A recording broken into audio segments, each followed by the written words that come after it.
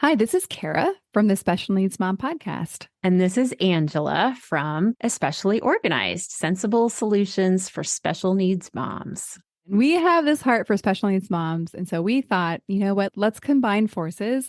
And we have come up with what we're calling the Purge Party. And you can pretty much guess what it is. It's a party where we're going to come together and we're going to purge, or in general, accomplish a goal, a small goal together.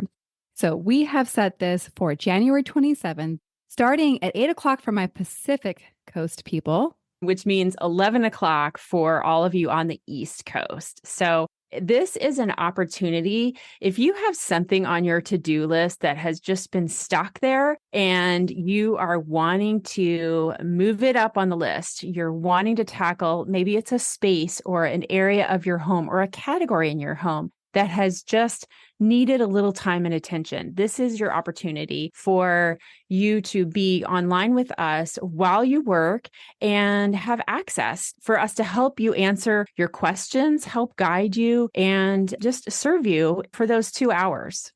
Yeah, exactly. And I think you can tell like what we've designed is just this very high level of support for that project that you just haven't been able to tackle on your own. The thing that we are envisioning is that you get to leave this purge party feeling so accomplished because you did the thing. You started the year off getting that thing done that you were stuck on last year. And so it's a momentum builder, if you will. You can go ahead and sign up. We have a link ready for you. And we are offering this for $40 for the whole experience. Absolutely. And we hope you'll join us. I think it's going to be really fun. It's going to be a great group of moms of special needs kids. So we all get each other. We all have an understanding of what it's like to have something on our to-do list, but just we haven't been able to tackle it yet. So I hope that you will join us. We're super excited to bring this to you, and we are thrilled to work with you. All right. We'll see you all there.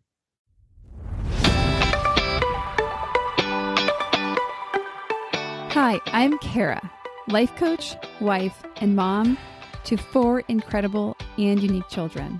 It wasn't all that long ago that my son received a diagnosis that had my world come crashing down.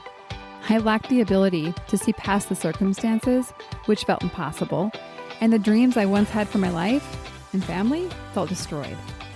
Fast forward past many years of surviving and not at all thriving, and you'll see a mom who trusts that she can handle anything that comes her way and has access to the power and confidence that once felt so lacking.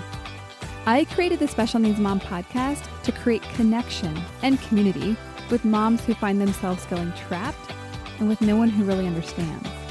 My intention is to spark the flare of possibility in your own life and rekindle your ability to dream. This isn't a podcast about your special needs child. This is a podcast about you. If you are a mom who feels anxious, alone, or stuck, then you are in the right place. Welcome. Hello and welcome back to the Special Needs Mom podcast. Today we have an interview style episode and our guest is Joanna Wen. Now, when Joanna's email came across my desk and I read her pitch to be a guest on the podcast, it was an immediate and easy yes. When she just did a great job of showing me that she actually understood my show. She valued the target audience of my show, which is parents, mothers specifically, of children that have different diseases and disabilities and medical conditions and just overall challenges. And we call ourselves special needs moms. And so that's who we are as a community, of which Joanna is a part of. And she also has kind of developed over the years of her own personal struggles, some really useful information and advice in regards to losing weight. And it's funny, normally I don't know that I would actually have this topic on the show. I feel like there certainly is a relationship to the weight that we hold as mothers dealing with these very stressful situations. And so I'm intrigued in that. And actually in my own personal journey, I am kind of in the inquiry stage of wondering why my body's not letting go of some of the, what I call my comfort layer from the basically 10 months of really stressful situations that we've had. And so that's why I think, because I have this own personal intrigue and interest in kind of understanding the relationship between stress and food and holding on weight and hormones and all the things, when she presented what she wanted to share on the podcast, I was like, yeah, like, and I want that now. So let's talk soon. And so I think you're going to find that you're going to really enjoy the very, very, very simple and very easy to apply information that Joanna shares. And so I'm going to tell you a little bit more about her, and then we're going to get into the episode. Joanna Wen is a certified life and weight loss coach, and she helps busy moms lose weight permanently in a healthy and sustainable way. Joanna uses her unique approach to help her clients love their food and lose weight without deprivation. Joanna also helps her clients get rid of the root cause for their overeating and remove those blocks so that they can keep the weight off once and for all. And you're going to get to hear in the episode that she's also an engineer. And I particularly love the way that her engineer mind really has broken down accidental successes that she had to make them accessible to you and I. So let's get into the episode. Welcome, Joanna. Well, Joanna, welcome to the show. Welcome to the Special Needs Mom podcast. Thank you for having me, Kara. When your email came across my desk, I was like, yes. I think I wrote you back right away. I was like, well, thanks for making that so easy for me. So as you guys heard in the introduction, Joanna is a fellow special needs mom, but she has some really valuable information for us, specifically through the lens of how we can feel better in our body. And we're going to get to that in a little bit. But before we do, I would love for you to share your experience and how you identify as a special needs mom. Sure. So I am a mom to a set of boy and girl twins. They are 7 years old now. Now, my journey as a special needs mom started when my son was about 2.5 years old. That's when we started sending them to daycare. And that was when he started just having these recurring ear infections. And I just remember, having to drop whatever I was doing and go and picking him up whenever they detect a fever in him. And so I remember being in and out of the pediatrician's office very often. And after about 8 months or so, he actually did stop having the fevers. And I had thought that, the ear infections just went away, that he grew out of it. And I mean, he would still get sick more often than other kids. But because he's a twin, and I know just hearing from other moms in, Facebook, twin mom communities, that it just seems to be a common experience with twins. It's like double the germs. Yeah. So we just kind of let it go at that. And when he started pre-K at almost age 4, his teacher actually started, expressing concern about his development. And I think over the years, we have noticed some differences, especially between him and his twin sister. Like, it's just, they're two peas in a pod. But, we also know that generally girls just mature faster than boys. So we sort of just attributed it to that. But we did decide to let the school evaluate him. And the neuropsych that evaluated him actually came back with a diagnosis of autism. And not shortly after that, like during his 4-year-old wellness checkup, the pediatrician once again found fluids in his ears. And that was a surprise because, we had thought it went away with the fevers not being a problem anymore. So this time we decided that we'd go see a ear, nose, throat, ENT specialist. And when I visited the ENT doctor, he asked me, does he stop breathing at night? And, I knew that he was a loud snorer, but I just never thought snoring during your sleep could be a major issue. And so that night, I sat in the dark and observed him and listened to his snoring until it all of a sudden stopped for, what felt like forever. I'm sure it was probably. I'm sure when you're watching it, all of a sudden you're like, oh my gosh. Yeah. It's just complete silence. And then all of a sudden, you hear him gasping for air. And Yeah, and then the snoring will resume, and then the cycle would actually just repeat itself, multiple times during the night. And I just remember sitting there in shock, and I was in tears because, you know, I just didn't realize that snoring was such a could cause such a major issue. He has sleep apnea. He stopped breathing multiple times at night. And so really, if there was one lesson that I took away from this, it's that if your young child snores at night, you may want to investigate it further. At the young age, this is where most of their brain development is happening. And you definitely, don't want to have something like, sleep apnea get in the way of that. So basically what the doctor found was that he had a enlarged adenoid, which is basically, it's like the immunity tissue similar to tonsils, but it's in the back of your nasal passage. So he ended up having surgery to remove his adenoid, also partial tonsil, and he also had ear tubes inserted into both of his ears. So thankfully, after that surgery, his social, emotional development improved a lot, especially in school, although he was still struggling with attention and focus and keeping up with his schoolwork. And as he got older, like that pace of the doctor's visits, thankfully slowed down a bit, which is very helpful. As we all know, as parents of special needs children, the other aspect of this is the IEP-related challenges that you have in the school system. And I think we were fairly lucky for the most part that things worked out for us. I did find that you do really have to advocate for your own child's needs. So, for example, when my son first had his autism diagnosis in pre-K, we were given an IEP so that he could get the additional services to help him keep up. But when he was getting ready to go to kindergarten, and I live in New York City, and we have what's called like a turning 5 process. And basically, you're reevaluated to ensure that you still need the service.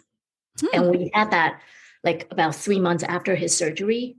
And the interesting thing for us was that, when the IEP committee members went to observe my son in the classroom, they saw the after picture, I guess.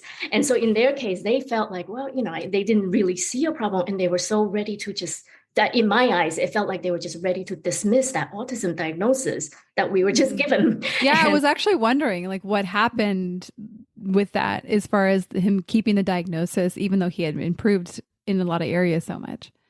Yeah. So in that meeting, I was mainly concerned about just keeping the service because the teacher was pretty adamant that, he really should continue to get the service. And, I respected their opinion because they spent many hours with him every day in the classroom.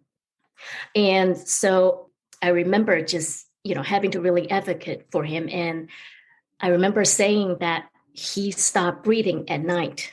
And that's when everyone at the meeting just went quiet. They started taking notes. And then they finally told me, you can keep the services. Interesting how that got their, why do you think that specifically got their attention? I don't know. It might have even been the way I said it. Yeah, actually, that's a really good point. Yeah, but I think when you think about a child stopping breathing, I mean, that's pretty serious. And I think I did say, yeah, I mean, flow of oxygen to the brain, and it can cause brain development delay. And I think they took that and they realized, maybe it's that. Yeah, I wonder if it's what you said though, that they saw the way of being that you had. That you were a force of nature, and they're like, oh, okay, we're not going to get this past this mom. Like, we can just stop now. We know she will get what she wants for her son. Maybe they knew I wasn't going to let that meeting end. Yeah, I think that they probably did sense that the mama bear was coming out in a beautiful way. Probably. Yeah. So he got to keep his services. And I definitely think that the services did help him. He needed help with, occupational therapy to strengthen his fingers and just, motor skills, fine motor skills, so that he could, write better. And in terms of his speech, he did have slight hearing loss because of the fluid in his ears. So that also helped. And he was in a classroom with multiple teachers and some paras that can help to keep him focused on, his task at hand. So that's been very helpful to have those services. And now he is in second grade. And one of the recent things that I did notice was that he started to reverse not just letters, but also numbers. And so that got me a little bit concerned about whether he was dyslexic. And now we're, again, like 3 years later, and this is where they have another major, reevaluation in the IEP process. So this time, what they typically tell us is, we give you a DOE diagnosis, and that was the first one that we had. It wasn't an official medical diagnosis, which was very confusing. Yeah. And so they told us to look for outside agencies that typically have like a long waiting list, like at least a year long. And they only, partially fund the neuropsych evaluation. And the thing about these neuropsychological evaluation is that it's not covered by most insurances, and it costs at least $5,000 or more. And they also, they only partially cover the funding, maybe like $1,500 out of $5,000. So one thing that we got very lucky with is that I have a friend that actually went through this whole process, and her daughter was diagnosed with dyslexia, and she was able to do it through the school. And so she was able to walk me through the process where I could write a letter to the school principal and request that he get the neuropsych evaluation, and provide the reasons why I think that he should get the evaluation. And at least I know in New York City, the Department of Education does fund neuropsych evaluations, but they don't tell you for whatever. That's the thing. It's like you don't know what you don't know. And so it's like, because you happen to have this friend, you were able to access this information. And that's why I think, obviously the focus of this show is not always on these tricks. However, I think let's share them when we have them. Right. Because I think we collaboratively as a community of women have so much information. And I love the idea of sharing it, even if it just helps one mom who's in New York that says, hey, I remembered somebody else had this situation and this is what they did. Yeah. And I felt so lucky that I had my friend as a resource to go to. And so I was able to make that request. I also had to specifically, request a voucher so that we could pick out our own neuropsychologist, which was the one that my friend used. And so we were recently just kind of finished up that process. And even before this, when we did the IEP process this year, initially they had said that in addition to likely having autism, they also said likely ADHD. And I was thinking likely dyslexia because of what I observed at home. And so like all of a sudden I was like, well, I thought I was just dealing with one. Now I'm dealing with three. And, it's that emotional roller coaster is also part of it. But thankfully for us, a neuropsychologist was able to rule out dyslexia. And she also did rule out autism, but she did say, he does have ADHD and executive function type of challenges. So, in a way, we're lucky, like, at least now we can kind of focus our resources on, this one challenge and see what we can do for him and try to help him as much as we can. But this is kind of where we are with our journey right now. Yeah, it's so interesting how it has really twisted and turned on you in the sense of like, it's been, I don't know, I think it's a really unique story as far as how things have changed so much in the short, what is it, like 3.5 years, 4 years, almost 5 years that you've been in discovery of what help does my son need, essentially. And so it's funny how we have these names of these set of symptoms like autism that help us think that we know then more how to help our child. And it just shows you that it did, right? It was a helpful tool for you to know how to help your child. And it seems to keep changing, which is just really interesting as part of your story. Yeah, I guess you just never know, it's also, their bodies also changing. I think discovering that issue with the adenoids, maybe the original symptoms were more in line with sleep apnea because sometimes, some of the symptoms overlap too. So that maybe reason why it switched a little bit. But yeah, it's definitely it's a journey. Yeah. Sure. If you think back and you just reflect over the last, what we said, almost 5.5 years, you said when he was 2.5, so 4.5 years, we can do math. What do you look back as kind of the part where you felt like the hardest part for you? What comes up for you? I would say it's just getting the diagnosis. For me, that was the hardest part. The first one? I feel like all of them. Yeah. Yeah. You're like, it turns out it doesn't get easier as you keep going. and I think, you know what it is? I think now that I've been at it and I have sort of some of the coaching tools under my belt, I realize that it's not the diagnosis itself, but it's all the stories that I have around the diagnosis that just made it such a roller coaster. You know, when you get the diagnosis, you're thinking, oh, what's his future going to be like? What struggles is he going to have, you know, in terms of school or maybe even work later on? I know for me, the craziest thing now I can look back and say it was kind of crazy was that when I discovered that he was reversing numbers, and you know I'm an engineer, and the thing is, when I see the numbers get reversed and he was doing math off of the wrong numbers, I'm thinking, oh my god, like buildings collapsing, you know, engineering structures not buildings collapsing, right? And I was like, so you'll never be an engineer, or you know, or I don't know, accountant or business person. I don't know. I just thought like it was just going to be such a challenge that I don't know what he's going to be able to do. And then I start researching, you know, and then you find that all these, you know, celebrities, business magnates, they also struggle with dyslexia. So I think it's just that, you know, our brains tends to just kind of go through the worst case scenarios and you end up with all these anxiety and worry. But sometimes it's about really like taking a deep breath and take a step back and just, you know, really look at what are the facts and what are the stories that you're kind of making up in your head, and you just kind of have to differentiate that and just go from there. And yeah, I'm so glad. Of course, you know, as we're both coaches, I love the way that you might even explain it differently than me. And I think we talk about the same thing, right? Like you, through your unique engineering eyes, looked at his challenges, and your story had to do with what he couldn't do because of your engineering eyes. Whereas another parent who is not an engineer would have a completely different story. And I just think it's like a really good little snapshot for other moms who are obviously listening in with us to pause and reflect, well, what are the stories that we're telling ourselves through our eyes? And I think it's a great place to pause and kind of use that coaching lens.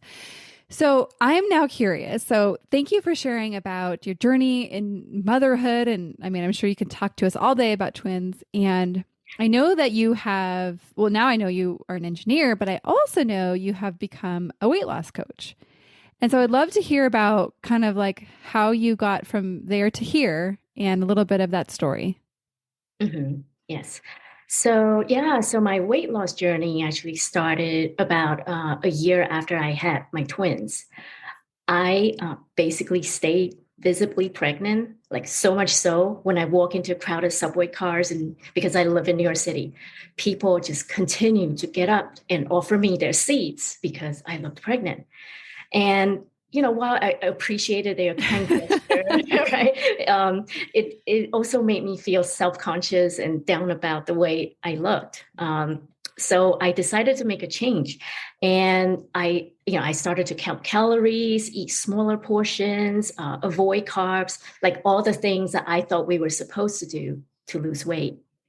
But for me, I just ended up feeling so deprived and exhausted all the time.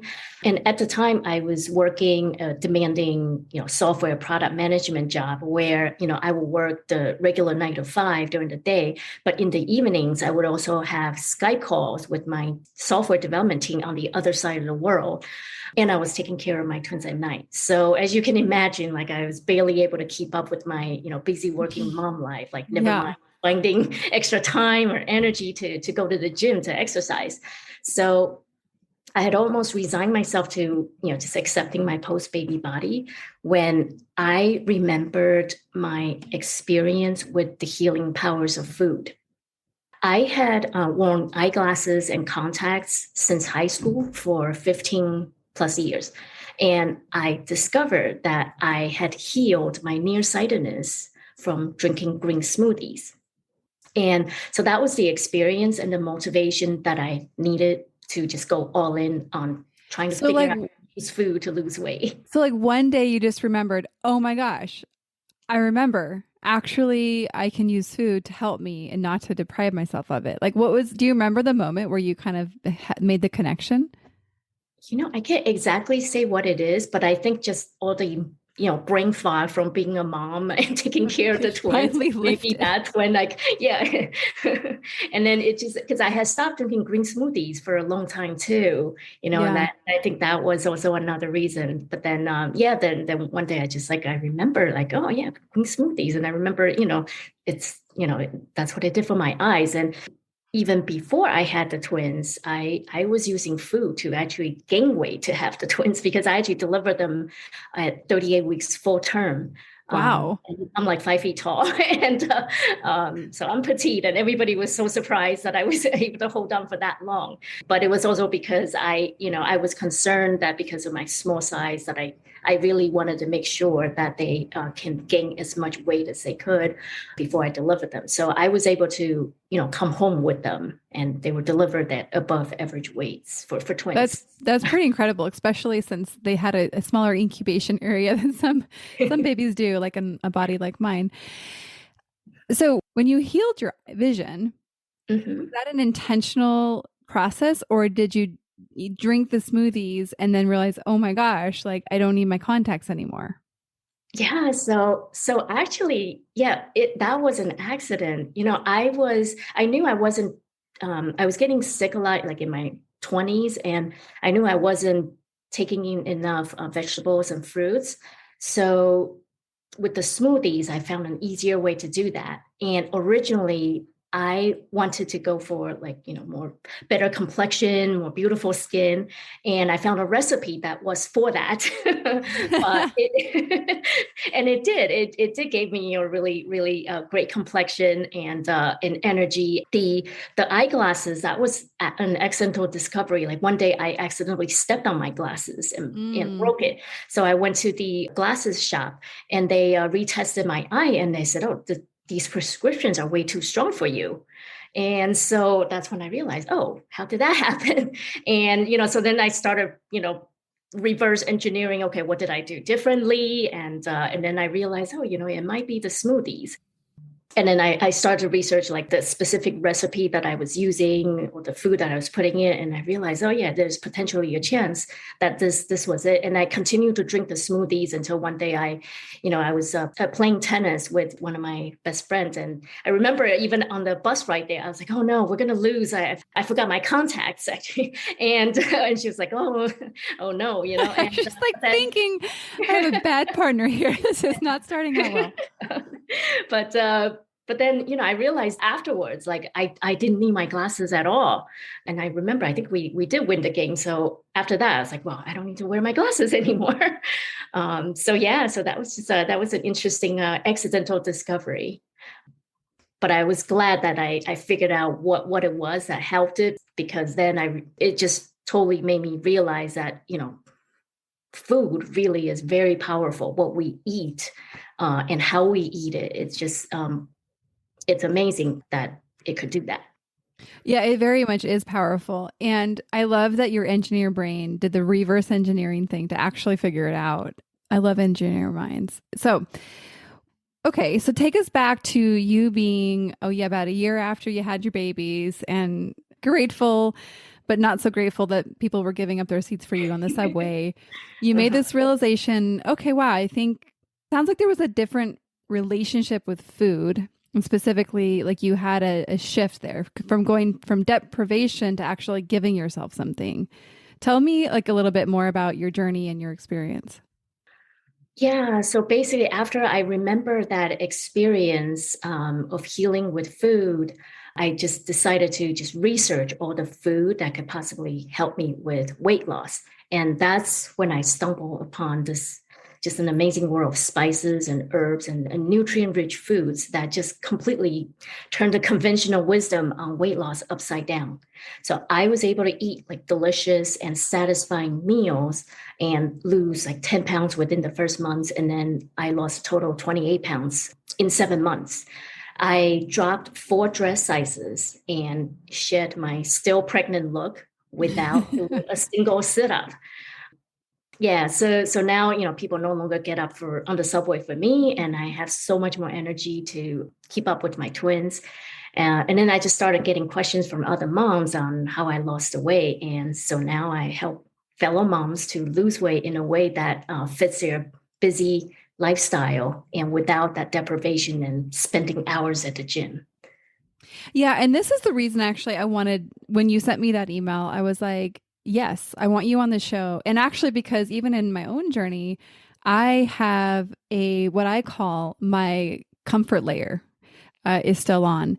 And there's significant relationship between stress and your body holding on to weight. And I noticed that when I go through the lens of deprivation, like exactly what you're saying, when I'm thinking, okay, I'm going to cut my calories, cut the carbs, and basically just take all the fun out of food. And it doesn't really work anymore for me because I'm kind of like, nah, I still kind of want to have comfort and I don't want to be depriving myself on top of all the things. So this is why I'm like, okay, I think this conversation really is timely for me, but also very applicable to the special needs mom experience.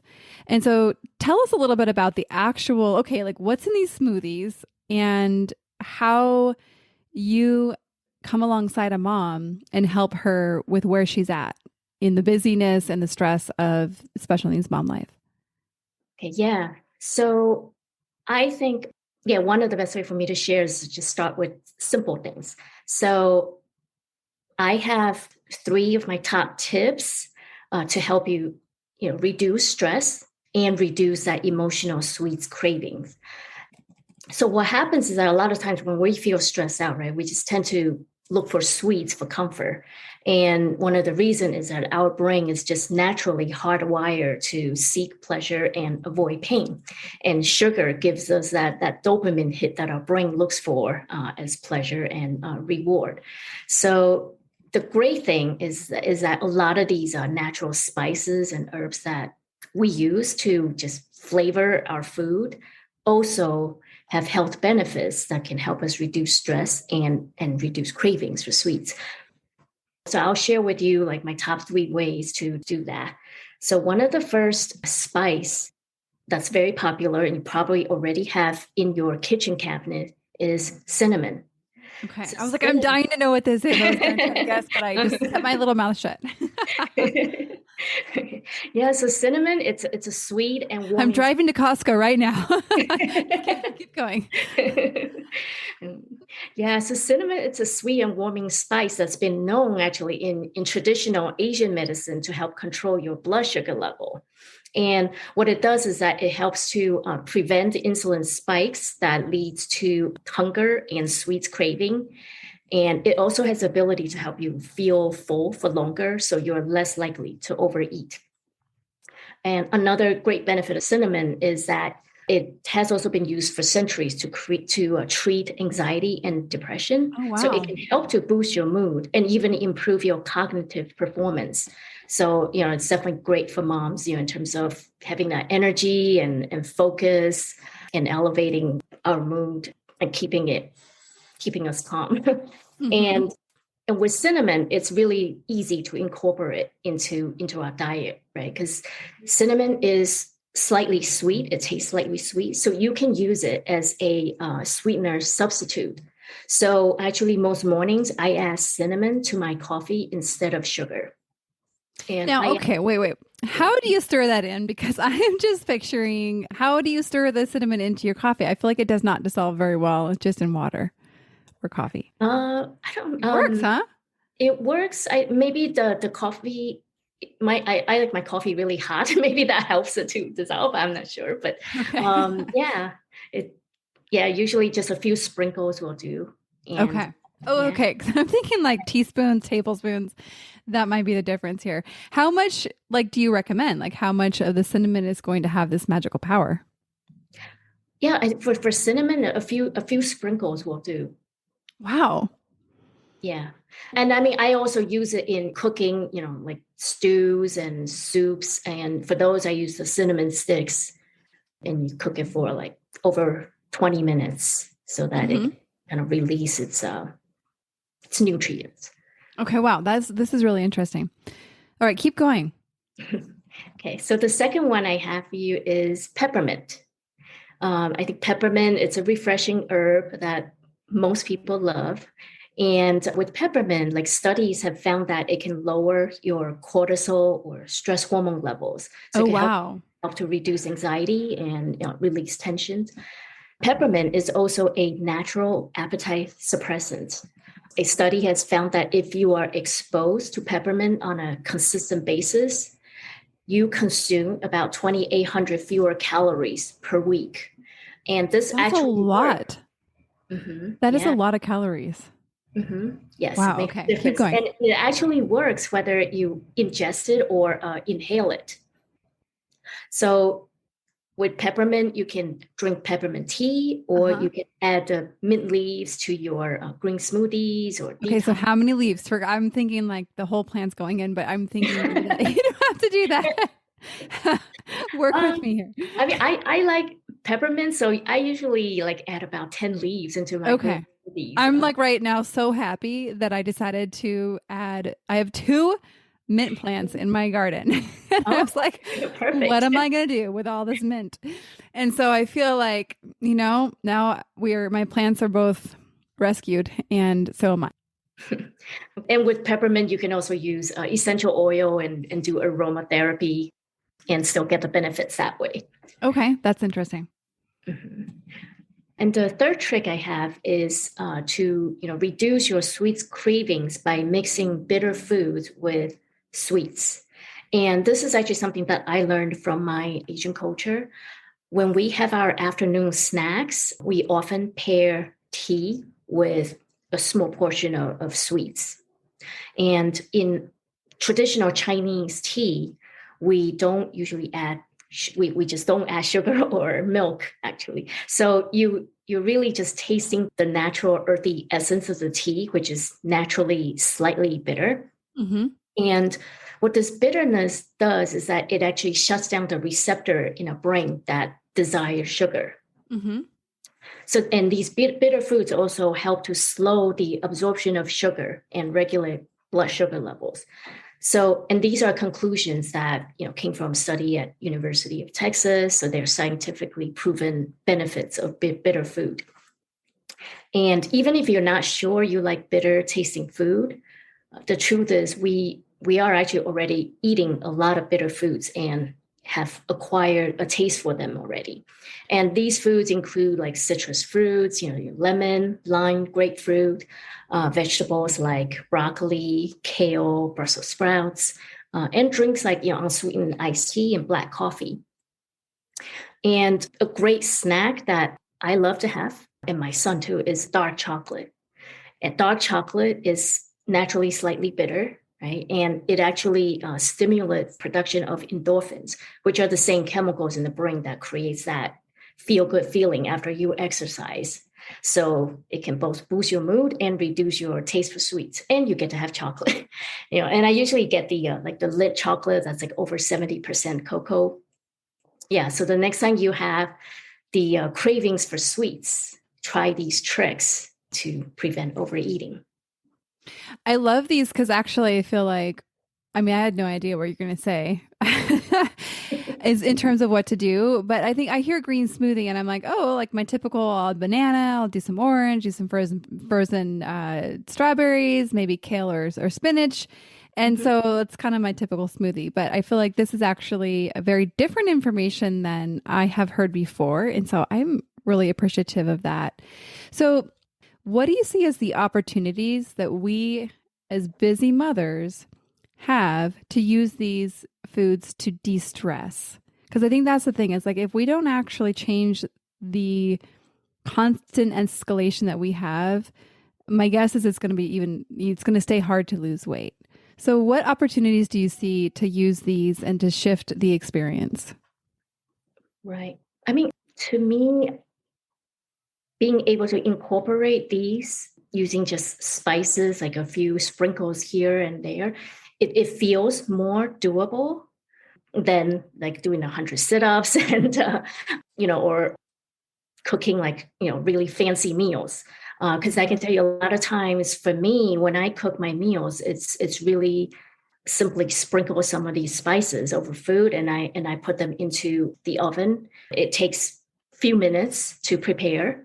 And a lot of times I even, I as an engineer, I also tend to want to over systemize everything and be efficient with my time. So a lot of times, before I get ready to do the homework with the kids, and I would just put my dinner into the oven. I put the spices on my proteins, my meats, fish, and also vegetables, and I just throw everything into the oven. And as I'm doing the homework, it's cooking in the oven, and by the time we're done with homework, dinner is ready. So I actually see it as, it makes just the whole process of cooking and being able to be there and take care of your kids and having more hands-off time in the kitchen and being able to spend more time outside the kitchen. I find that to just be really helpful as a busy mom to just reduce that overall stress and feeling like, okay, I have so much to do and, cooking is complicated and, we're just so constantly bombarded with long list of to-dos that when you also plan everything in advance, it really just helps to streamline everything, helps to make that process easier. Yeah, I'm a big proponent of planning, and I feel like when I am kind of in my zone, if you will, I have a lot of things planned, right? I have kind of an ideal schedule I have for my whole life, and then I do meal plans ahead of time. And I will say, coming out of a season that, for those longtime listeners of the podcast know that this has been kind of a crazy season that we are hopefully coming out of now, that what happens is sometimes we lose that connection to planning. I lose that connection to planning. Even though I know it's valuable, it doesn't happen for one reason or another. So for the mom, I guess I want to talk about, okay, so the mom who isn't yet at the place where she is planning yet, it sounds like these three things, even especially the first two, could be something that she could start with. And even if it's just the one thing, what would you say to the mom that feels already so overwhelmed but does want to start? So what would you have her do, or how would you have her take her first few steps? So I would say, start small. One of the first things that I typically do is just to start off with a green smoothie. Like, green smoothie is kind of where I started down this journey of healing with food. I find that it's kind of a good entry point. Like once you start your morning with a green smoothie, you're starting off on a great step, you're eating healthy, you're going to find that your brain automatically wants to make healthier decisions throughout the day. Our brains hates to not complete things once we start something. Mm-hmm. So that's kind of a little bit, using the green smoothie in the morning is a little bit of a hack to kind of just get you started the morning right and get you going for the rest of the day. So I would just start with one thing, and green smoothie is a great way to do that. And what's your favorite green smoothie? What is my favorite? I have different favorites, and sometimes I drink different smoothies. Like I have my smoothie for my eyes and the skin. That's my current favorite right now. I'm going back to that because I am now 48 years old, and I'm finding that, the farsightness is definitely creeping in, but I'm able to keep it at bay using the smoothie. And, and also, of course, it never hurts to have, good looking complexion, skin, healthy complexion, and also having energy. What's in this favorite? Give us an idea what that is. So in this smoothie, the skin smoothie, I have spinach. I sometimes put in kale in there as well. Carrots, goji berry. These are good for the eyes. A lot of vitamin A. And I have avocado, what else do I have? I think I have also peppers, green peppers. Oh, wow. It's very green. So it's less of a fruit smoothie that I'm used to. Yeah. No, there is berries, Okay. blueberries, strawberries. Like, yeah, I usually do like mixed berry frozen bag and just throw it on. And so, yeah, I mean, it overall, the amount of berries that I put in, like it's sweet. It's still Okay. sweet. Yeah. Yeah. In the sweet category. Good. Because I was like, okay, so it's like a blended Yeah. salad. I can do this. I can do this. Yeah. I mean, you can, adjust it to, to your sense of taste. Yeah. And the other smoothie that I have that I wanted to share is actually a smoothie for my son, because, as I'm doing these experiments on myself, I'm also finding that, with his attention and focus and his mood, I do find that there are some smoothie ingredients that are also good for him. And the way I present the smoothie is actually, I call it a fruit shake. And I don't really, he doesn't see me make it. It's all about the marketing. That's what I tell my kids. That I put in there. Yeah. And they love it because, they love the taste of fruits and it's sweet. And yeah, so for him, I usually throw in like the banana, spinach, less of kale because kale is more bitter. But I also add in a lot of healthy nuts and seeds, which normally he would not eat on his own. Yeah. And a lot of these nuts and seeds are very good at helping you to improve your mood, improve your focus. So for him, I will add the spinach, bananas, and berries as the base, and then I also add the goji berries. That can help to improve mood, and it's also good for the eye. And then walnuts, they're high in serotonin, so it helps to create that calm chemical in the brain. And pumpkin seeds or pepitas, they're high in magnesium, so they can help to relieve anxiety, stress, and make you, feel calmer. And I've definitely noticed like his behavior have changed after drinking the smoothies. And even his teacher have given me feedback that he has improved after I given him the drinks. I mean, they don't know that I gave him the drinks, but I realized, oh, okay, so it is working because it is helping him. Because I remember before the surgery, he used to feel pretty stressed in the classroom, and he would come home with like, he would bite his lips so hard that he would come home with almost like bloody lips. Yeah. And after I gave him the smoothie, so for about a week, it actually did, reduce that issue. So, yeah. You know what I'm thinking about as I'm just kind of hearing you, because I'm actually also reading some other books that are kind of saying a lot of the same stuff. Even just what made me think, like you said, serotonin. I'm like, oh, I've been hearing about that in my other book. And what I'm noticing is that it's almost like these things sound too simple. And it's almost like we don't give them enough credit because they are so simple. Like I was talking to my naturopath about like, hey, like I actually am ready to shed this what I call my comfort layer. And so she talked to me about sleep and water and de-stress. But the de-stress actually was like, no, but like for real. And I think most of us just kind of cast that aside. And I don't think we recognize the relationship between our bodies and stress and food. And so I love that these are so simple. And I like that you have the 3 different kind of starts, because I think even if it's just sprinkling of cinnamon on one thing, that's something that I think any mom can do and feel like, okay, I'm stepping in to the action of taking care of myself. So anyhow, I just wanted to put that in there because I'm noticing that it's so simple, and I think so much of us want to complicate it. I know that I do. Yes. Yeah. And I know I definitely did in the beginning. And in fact, I mean, for me, I thought exercise was the answer initially, And this was surprising that, it really is quite simple. And it's almost weird. But when you think about it, right, obesity is really a more recent phenomenon. People have been eating, natural, real, whole foods for so long. And frankly, there are still cultures that are, where people are eating real food and really enjoy their food.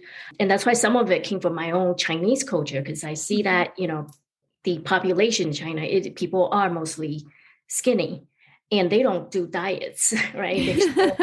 We have, really fancy like holiday meals that fills the entire table.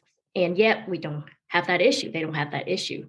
I've been in the US for a long time now. I immigrated over when I was 12. So in a way, like once I left home to go to college, that's when I started my weight gain. You took up the American ways and welcome. Yeah, and I think it's the processed foods. It's we just eat differently now. Yeah, and we all know why we eat them is because they're easy, and we're all rushing. Thank you for sharing that. So as we kind of round out this show, is there anything else that's on your mind or on your heart that you want to share with the special needs mom community?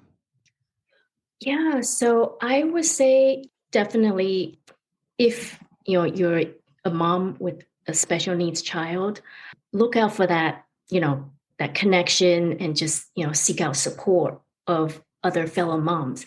I felt personally that like in the beginning, I kind of navigated this alone because I think partly because of maybe some of the stigmas associated with these diagnoses.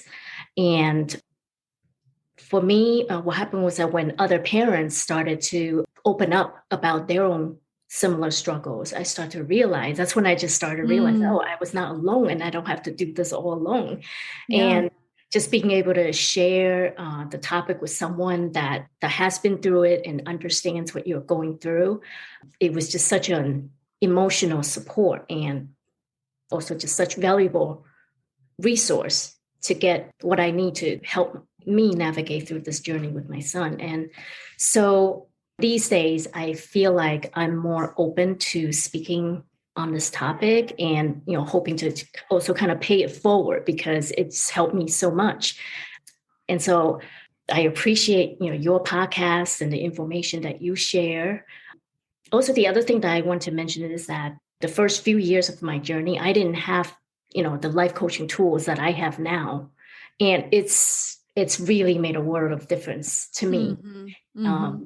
And I used to say, like, I get easily emotionally hijacked with everything that goes on around me, especially with my son, whether it's a new diagnosis from the doctor or a new feedback from the teacher at school. Everything just caused so much emotional roller coaster.